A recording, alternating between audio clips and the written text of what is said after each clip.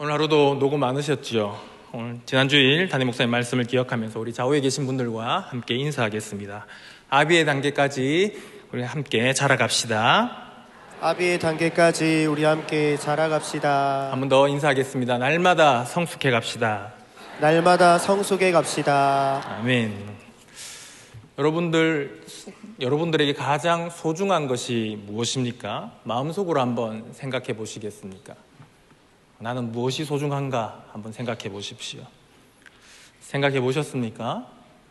그렇다면 그 중에서 생명과 직결되는 것만 한번 남겨 보십시오.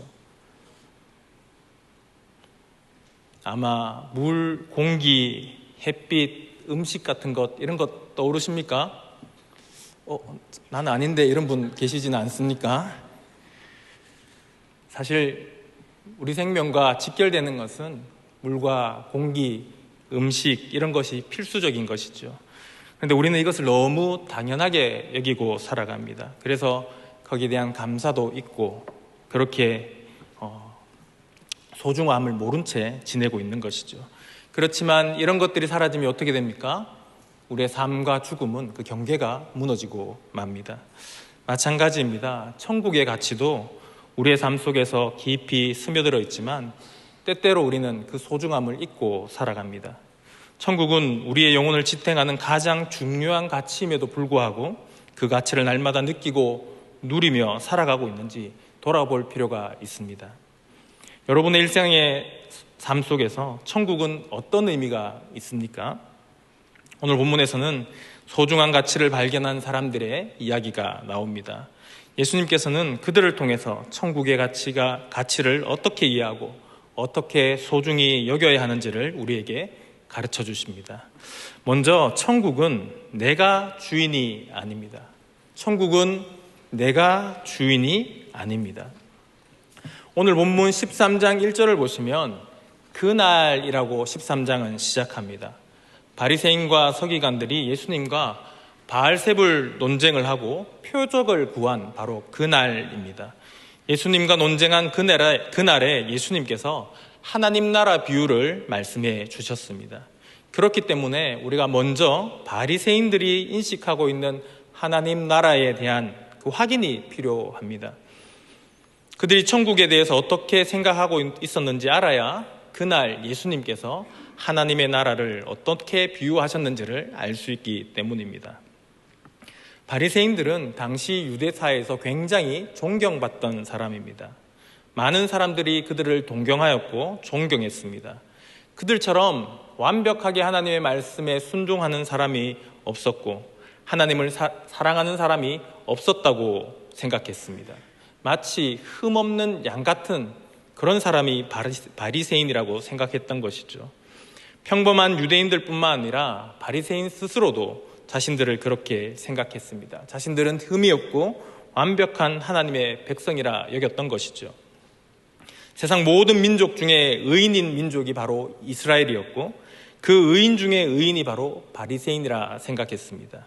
그런 그들에게 예수님께서 독사의 자식이라고 말씀하셨으니 그들의 자존심이 얼마나 상했고 분노했겠습니까? 유대인들은 의인이고 그 의인 중에 의인이 바리새인이라면 그들이 생각하는 하나님의 나라는 어떤 의미가 있겠습니까? 당연히 자신들이 들어갈 곳이라 생각했던 것이죠. 자신들 외에는 아무도 들어올 자격이 없는 곳이 바로 하나님 나라였습니다.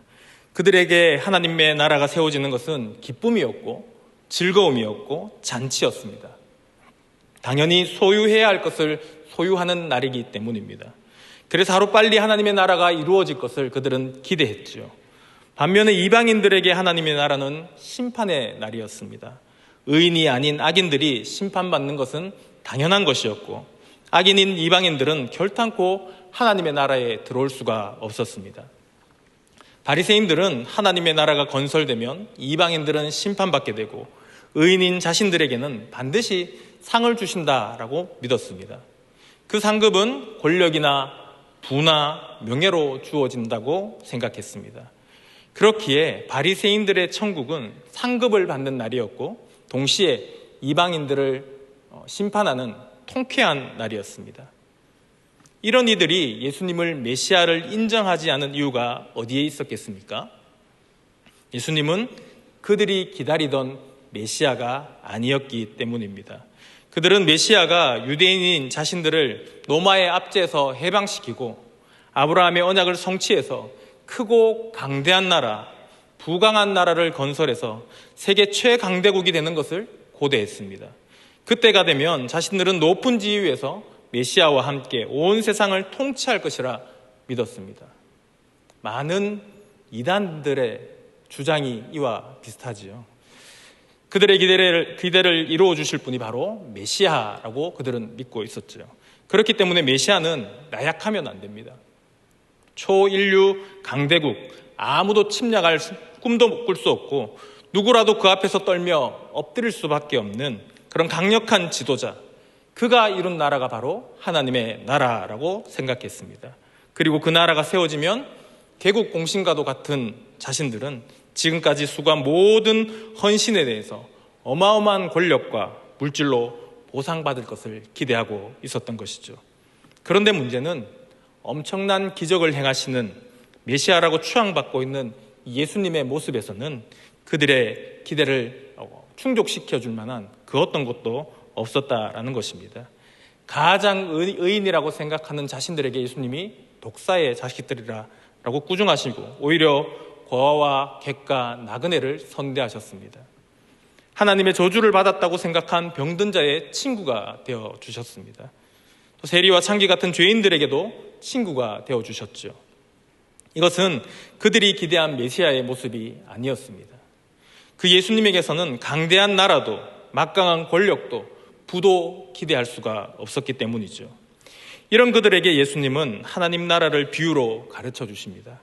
그들 역시 하나님이 사랑하시는 자녀들이기 때문입니다. 혹시 여러분은 하나님의 나라에 대해서 어떻게 이해하고 계십니까? 내가 믿는 것을, 내가 원하는 것을 마음껏 이루는 나라, 그 나라가 하나님의 나라입니까? 아니지요. 만약 그렇다면 그 나라의 주인은 하나님이 아닙니다. 내가 주인인 나의 나라인 것이죠. 하나님의 나라는 우리의 모든 것과 바꾸어도 사실 전혀 아깝지 않습니다.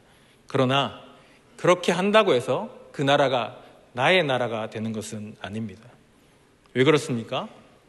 비유를 보시면 보화를 소유한 그 사람은 그 엄청난 보화를 소유했지만 그것을 가지고 더 큰 이익을 탐하지 않습니다. 왜 그렇겠습니까? 보화가 가장 큰 가치였기 때문입니다. 이 말은 내가 보화를 소유한 주인이 아니라 내가 보화 속으로 들어갔다라는 의미입니다. 그리고 그 보화 속에서 기쁨을 누립니다. 하나님 나라가 바로 이런 것입니다. 나의 희생과 수고로 그 나라를 소유하는 것이 아니라 나의 모든 것과 바꾸어도 얻을 수 없을 만큼 큰 기쁨이 있는 곳이기 때문에 나를 기꺼이 포기하고 그 속으로 들어갑니다. 그곳이 바로 하나님의 나라, 천국입니다. 뿐만 아니라 천국은 내가 발견할 수 있는 것도 아닙니다. 천국은 내가 발견할 수 없습니다. 오늘 본문에서 예수님은 천국은 마치 밭에 감추인 보화와 같다라고 말씀합니다. 간혹 보화를 발견한 사람이 밭을 열심히 기경을 해서 보화를 발견한 것으로 설명하고 또 그렇게 이해하는 분이 계십니다. 하지만 감추인 보화는 내 노력으로 발견되지 않습니다. 당시에 보물을 땅에 묻는 것은 흔한 일이었습니다. 고전 영화나 소설을 보아도 보물을 땅에 묻어두지 않습니까? 전쟁이나 어려움이 왔을 때 땅 속에 보물을 묻어두었다가 나중에 다시 찾는 것은 당시 사람들이 재산을 지키는 일반적인 행동이었습니다. 꽁꽁 싸맨 뒤에 보물함 같은 곳에 넣어가지고 자기가 아니면 찾을 수 없도록 깊은 곳에 묻어둡니다. 반면에 일반적으로 우리가 농사를 하기 위해서 밭을 간다면 보화가 묻혔을 만큼 깊은 그런 깊이까지 땅을 파면서 땅을 기경하지는 않죠. 그러므로 밭에 깊이 묻힌 보화를 땅을 파서 발견했다고 보기는 사실 어렵습니다. 또 자세히 보시면 본문에도 밭을 기경해서 보화를 발견했다라고 하는 내용이 없습니다. 감추인이라는 이 단어는 땅 속에 묻혀 있다라는 뜻으로 의미를 한정할 수는 없습니다. 단어만 가지고는 땅에 묻혀 있었기 때문에 감추어졌는지 아니면 무엇이 묻어서 원래의 모습이 감추어졌는지 구분할 수가 없습니다. 밭을 가는 일반적인 깊이로 땅 속의 보화가 발견되기 어렵다면 발견된 보화는 아마 진흙과 오물이 묻어서 매우 더러워 보였을 수도 있습니다. 밭에 뒹굴고 있었고 볼품이 없었습니다. 이렇게 생각했을 수도 있습니다. 누가 진짜를 저렇게 방치해 놨을까? 그렇게 생각하고 그냥 지나갔을 수도 있습니다. 자, 아버지께서 수석을 취미로 하신 적이 있습니다. 여기도 계실 텐데요. 한참 수석에 빠져 계셨을 때는 땅만 보고 다니시더라고요. 저는 그때 돌의 모양이 지역마다 다르다라는 것을 배웠습니다. 가까운 주전에는 주전돌이 나옵니다. 보시는 오른쪽이 주전에서 준 돌이라고 검색이 되더라고요. 그리고 왼쪽에 있는 돌은 가까운 지역 봉계에서 나오는 혹돌입니다. 제가 초등학교 다니던 당시 아버지께서 하신 말씀이 이 깨지지 않은 온전한 혹 하나가 10만 원 정도 가치가 된다라고 하셨습니다. 혹이 10개라면 얼마짜리죠? 100만 원짜리 돌이 되는 것입니다. 그런데 이런 수석은 주웠을 때부터 이런 모습이 아닙니다. 물에 불리고 쇠솔로 청소를 하고 광내는 작업이 반드시 필요합니다. 아버지께서 돌을 가져오셔서 욕실에서 이제 욕조에 돌을 막 담궈두고 쇠솔 또 어떨 때는 그라인더로 막 청소를 하세요. 그러면 온 욕실이 더러워집니다. 어머니께서 굉장히 싫어하셨던 기억이 납니다. 같이 있는 수석도 처음에는 흙과 오물로 감싸져 있기 때문에 사실 전문가가 아니면 밭에 채워도 잘 모르는 것이죠. 오늘 본문의 보화도 바로 그렇습니다. 땅속 깊은 곳에 묻혀진 보화라기보다는 흙과 오물이 묻어서 사람들이 일반적으로 보화라고 여길 만한 그 어떤 모습도 없었습니다. 때문에 이 보화는 감추인 것이지요. 왜냐하면 원래의 모습을 잃어버렸기 때문입니다. 여러분은 보물을 어떻게 보관하십니까? 저는 보물이라 할 것도 없지만 두 아이의 그 돌반지를 반지함에 잘 넣어서 캐비넷 같은 곳에 이렇게 잘 넣어두었습니다. 휴지에 둘둘 말아서 신발장이나 책상 위에 올려두지 않았습니다. 여러분들도 그렇게 하시죠? 보물의 가치가 높을수록 보물의 격에 맞게 보관하기 마련 아니겠습니까? 그런데 본문의 보화는 무슨 이유인지 모르지만 누구나 볼 수 있는 곳에 노출되어 있었습니다. 누가 봐도 보화인 줄 모를 만큼 형편없었기 때문에 버려져 있었던 것이죠. 누구도 그것이 가치 있게 보이지 않았다라는 뜻입니다. 요즘은 10원짜리 동전 길가에 이렇게 떨어져 있으면 잘 줍지 않지 않습니까? 밭에 감추인 보화는 많은 사람들에게 마치 10원짜리 동전처럼 보였던 것이죠. 그런데 알고 보니까 그 10원짜리 동전이 평범한 10원짜리는 아니었던 것입니다. 10원짜리 동전을 가지고 가시면 지금 말고요, 나중에 한번 확인해 보십시오. 실제로 1970년도 미사용 적동 10원짜리는 한 130만 원 정도의 가치가 된다고 합니다. 보통 황동으로 만드는데 그때 딱 이렇게 한정적으로 적동으로 만들었다 합니다. 진정한 가치를 모르는 사람들에게는 보화는 길에 떨어진 10원짜리와 사실 별반 다르지 않습니다.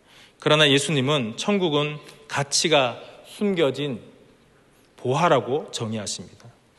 바리새인들은 예수님이 외치는 천국이 마치 10원짜리 동전처럼 길에 떨어져 있어도 줍지 않는 그런 하찮은 그런 것으로 보였습니다. 왜 그랬겠습니까? 그들이 생각한 천국이 아니었기 때문입니다. 자신들이 생각하는 천국은 휘황찬란하고 모든 나라를 굴복시켜서 자신들 발 앞에 벌벌 기게 만드는 나라였습니다. 그런데 예수님의 모습에서는 자신들이 기다리는 그 천국의 모습을 찾아볼 수가 없었던 것이죠.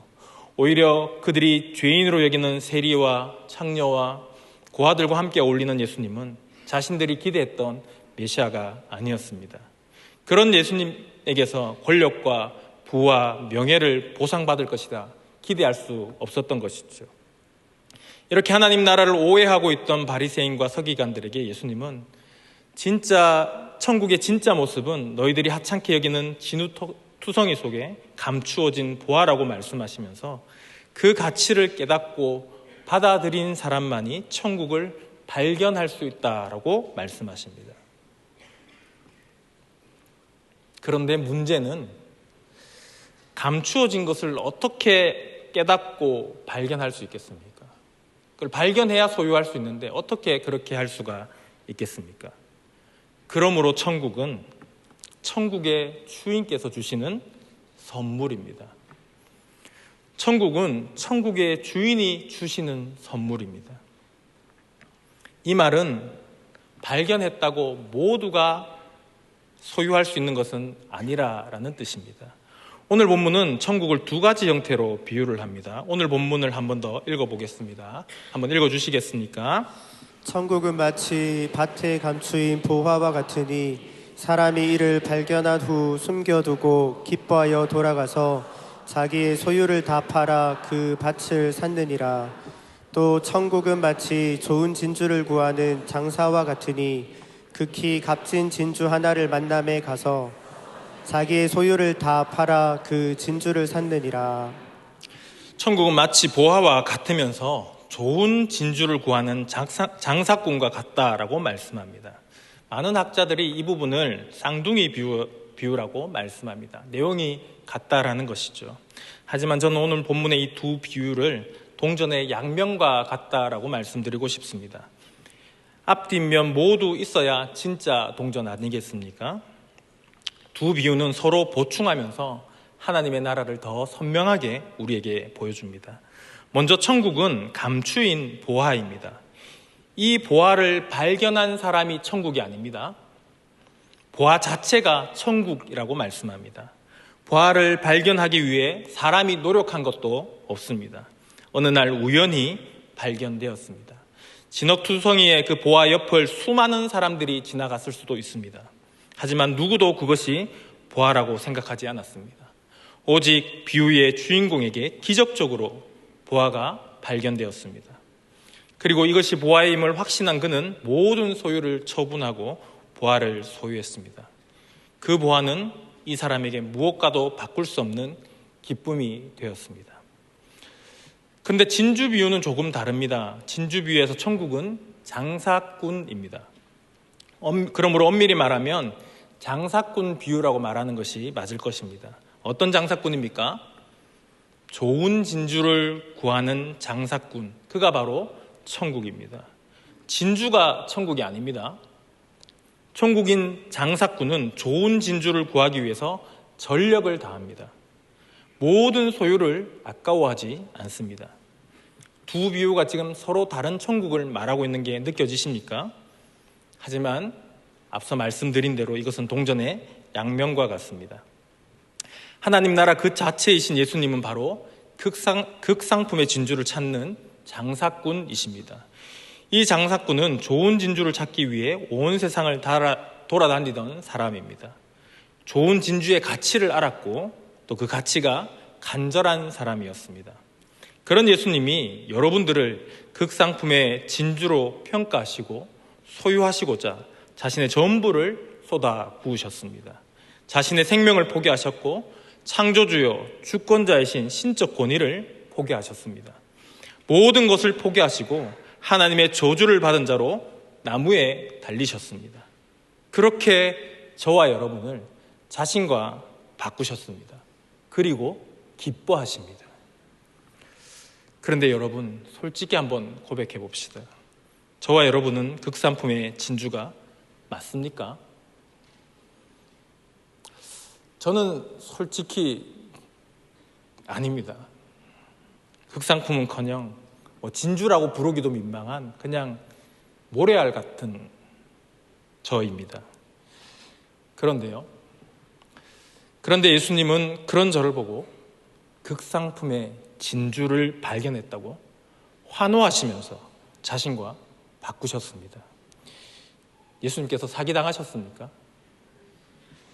아니죠. 예수님은 극상품의 진주를 알아내는 눈을 가지신 장사꾼, 전문가였습니다.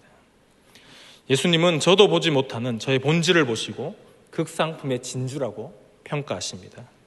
많은 사람들 눈에는 별 볼 일 없는 모래알과 오물과 흙투성이 돌같이 보이지만 장사꾼이신 예수님은 그 속에 있는 하나님의 형상을 보셨습니다. 그리고 예수 그리스도의 그 피값으로 씻으시고 다듬으신 온전한 하나님의 형상을 발견하셨습니다. 우주 만물 중에 가장 소중하고 존귀한 하나님의 형상이기에 예수님은 모든 것을 쏟아부으시고 저와 여러분을 값지게 구입하셨습니다. 그것만으로 주님은 충분하다듯이 기뻐하셨습니다. 다 같이 한번 로마서 말씀 읽어주시겠습니까? 다 같이 읽겠습니다. 시작. 우리가 아직 죄인 되었을 때에 그리스도께서 우리를 위하여 죽으심으로 하나님께서 우리에게 대한 자기의 사랑을 확증하셨느니라. 그러면 이제 우리가 그 피를 인하여 의롭다 하심을 얻었은즉 더욱 그로 말미암아 진노하심에서 구원을 얻을 것이니 곧 우리가 원수 되었을 때에 그 아들의 죽으심으로 말미암아 하나님으로 더불어 화목되었은즉 화목된 자로서는 더욱 그의 살으심을 인하여 구원을 얻을 것이니라. 이뿐 아니라 이제 우리로 화목을 얻게 하신 우리 주 예수 그리스도로 말미암아 하나님 안에서 또한 즐거워하느니라. 아멘. 하나님의 나라는 말할 수 없는 풍성함입니다. 평안입니다. 소유의 개념이 아닙니다. 관계의 개념입니다. 천지의 주제이신 분과 화목할 수 없었던, 영원히 죽었던 우리가 이제는 영원토록 화목하게 교제할 수 있도록 허락된 곳이 바로 천국입니다. 좋은 관계는 보고만 있어도 즐겁고 행복하지 않습니까? 사이좋은 부부는 함께 있는 것만으로도 안정감과 평안함을 만끽하지 않습니까? 할아버지, 할머니 눈에는 손주는 그냥 보고만 있어도 행복과 즐거움을 안겨주지 않습니까? 우리에게 이런 것들이 참 많지요. 차도 사실은 차를 사고 나면 며칠은 그렇습니다. 무언가 선물을 받아도 그렇지요. 그런데 이런 것들이 주는 즐거움과 행복감은 한계가 있습니다. 잠시 줄 수는 있지만 영원하지 않습니다. 영원하다라는 것은 그 어떤 것에도 영향을 받지 않는다라는 뜻입니다. 시간과 공간을 초월하는 것이죠. 천국을 소유한 사람은 하나님 안에서 영원토록 즐거워합니다. 따라서 감추인 보화는 내가 원하는 천국이 아닌 하나님이 주시는 천국입니다. 좋은 진주를 찾아다닌 장사꾼은 죄인 중에 괴수인 나를 태초에 만드신 가장 고귀한 하나님의 형상으로 보시고 자신의 전부와 바꾸신 예수 그리스도이십니다. 그분이 나의 천국입니다. 말씀을 정리합니다. 사진 한번 보여주시겠습니까? 이 사진에 나오는 동전은 대조선 1892년 단양 은화입니다. 얼마의 가치가 있어 보이십니까? 이 은화는 현재 한 250만 원 정도의 가치가 있다고 합니다. 만약 이게 사용되지 않았다면 1억 원 정도의 가치가 된다고 합니다. 이 도자기는 얼마일까요? 청자, 음각, 연호문, 매병 이렇게 이름이 붙어 있던데요. 진품, 명품, 감정 최고가를 받았습니다. 25억 정도 가치가 있다고 합니다. 제가 만약 길에서 저 단양을 발견했다, 과연 죽을까 생각해 봤습니다. 저는 안 죽었을 것 같아요. 그냥 애들 장난감 정도 생각했을 것입니다. 만약 저희 집에 저 매병이 있었다면 아마 간장이나 매실청 정도 담아두지 않았을까 싶습니다.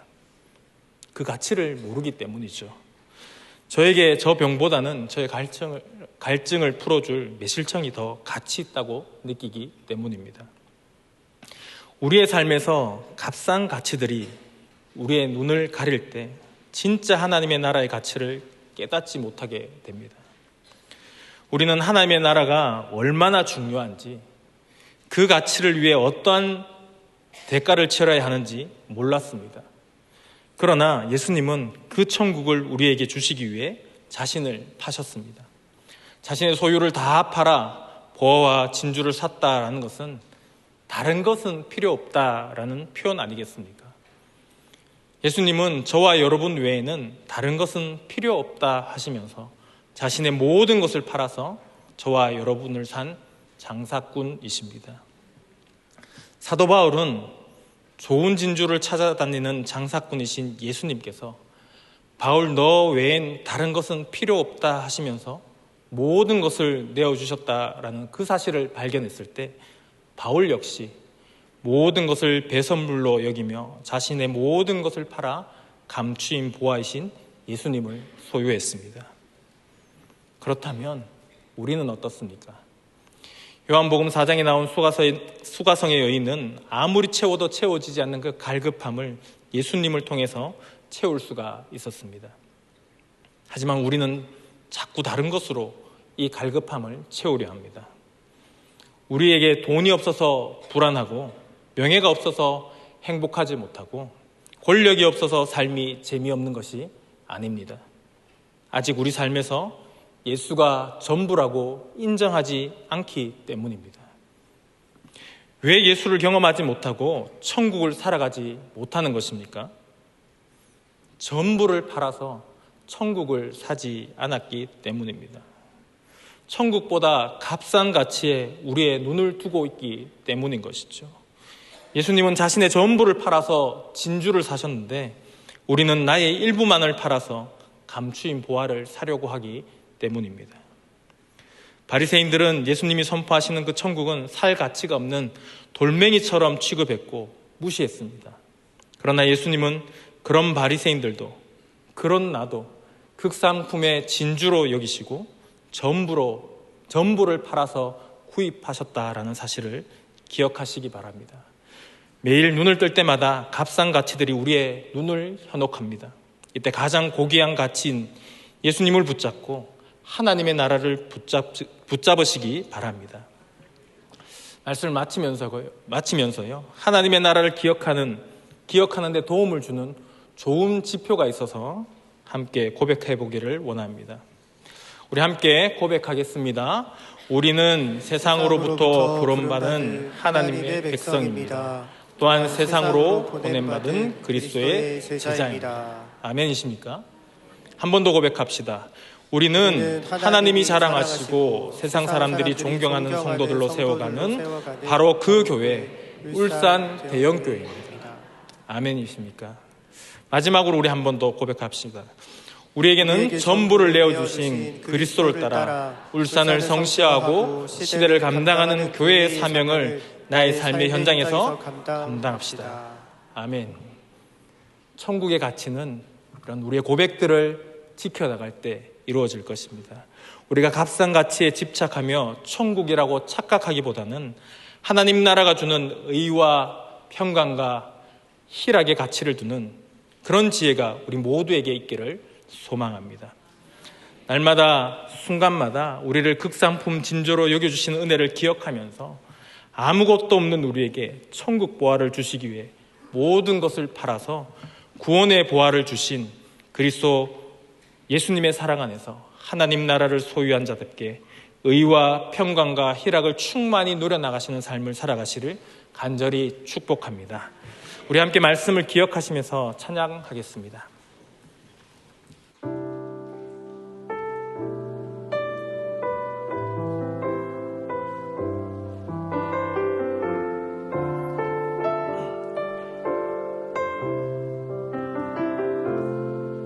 고달픈 삶의 은혜도 무너지고 곧 사라질 것에 내 맘 두네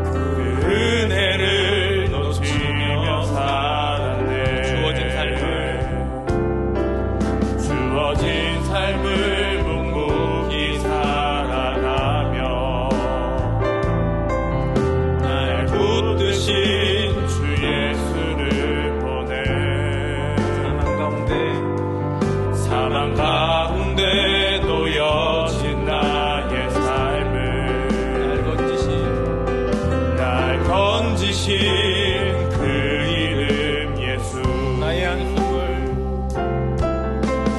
나의 한숨을 바꾸셨네.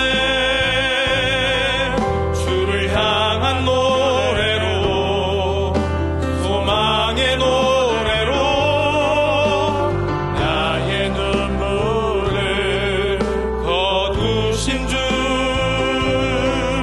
예수 이름 안에 살게 하소. 나의 한숨을 바꾸셨네. 주를 향한 노래로, 소망의 노래로 나의 눈물을 거두신 주 예수 이름 안에 살게 하소서. 예수 이름 안에 살게 하소서. 우리 화면에 있는 기도 제목을 보시면서 우리 함께 읽고 기도하도록 하겠습니다. 나의 천국을 추구하는 우리에게 천국은 마치 감추인 보화임을 깨닫게 해주시니 감사합니다. 보리알 같은 나를 가장 귀한 진주로 여기시고 주님의 전부와 바꾸어 나를 천국 안에 넣어주시니 감사합니다. 이 땅에서 우리를 현혹하는 값싼 가치의 마음을 두지 않게 하시고 존귀한 하나님의 나라의 가치의 마음과 생각과 행동을 두고 살아가도록 날마다 말씀으로 붙잡아 주옵소서. 우리 함께 기도하겠습니다. 하나님 아버지, 우리를 가장 존귀한 진주로 여겨주시고 하나님 우리를 하나님의 은혜로 구원하여 주시길 감사합니다. 그럼에도 불구하고 나의 천국을 추구하는 우리를 불쌍히 여겨주시고 천국은 마치 감추어진 보화처럼 하나님께서 우리에게 주신 것임을 깨닫게 하여 주시옵소서. 보리알 같은 나를 가장 귀한 진주로 여겨주시고 주님의 전부와 바꿔주신, 그리고 나를 천국 안에 넣어주신 하나님께 감사드립니다. 이 땅에서 우리를 현혹하는 값싼 가치에 마음 두지 않게 하시고 존귀한 하나님 나라의 가치에 마음과 생각과 행동을 두고 살아갈 수 있도록 날마다 말씀으로 우리를 붙잡아 주시옵소서.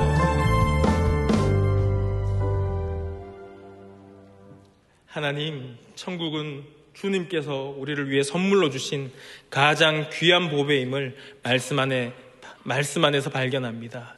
주님, 우리가 값싼 것에 집착하며 진짜 중요한 것을 놓치지 않게 하여 주시옵소서. 우리를 극산품의 진주로 보시고 기꺼이 모든 것을 내어주신 주님의 사랑을 찬양합니다.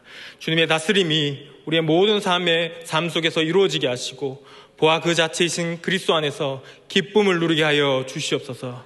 그렇게 우리의 삶이 천국의 기쁨과 소망을 드러내는 통로가 되게 하여 주시옵소서. 예수님의 이름으로 기도드립니다. 아멘.